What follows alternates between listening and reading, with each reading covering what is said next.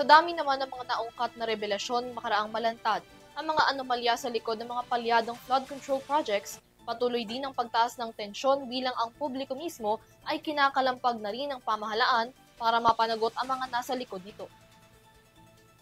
Kamakailan lamang ilang mga individual ang pinagbabato ang property ng isa sa mga kumpanya ng pamilya Diskaya na kabilang sa mga top government contractors ng flood control projects.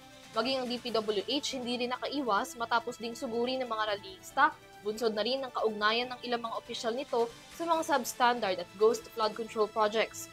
Ngayong Biyernes din, nagmarcha ang mga nagpoprotesta sa harap ng House of Representatives at binato rin ito ng putik sa gitna ng 2026 budget deliberations ng DPWH. Nauunawaan man daw nila ang hinakit at galit ng mga mamamayan na nawagan na ang palasyo maging ang ilang lider ng mga lokal na pamahalaan sa publiko na kumalma at huwag maging agresibo. Ngunit para sa grupong makabayan, hindi dapat pigilan ng pamahalaan ang galit ng mga Pilipino at lalong huwag silang muling busalan.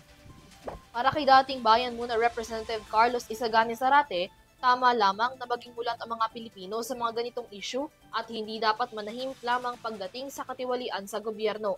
Suportado rin ni ACT Teachers Party List Representative at Deputy Minority Leader Antonio Tinio ang pagpoprotesta ng publiko dahil ito ang paraan upang mapanagot ang mga nangungurakot sa bayan.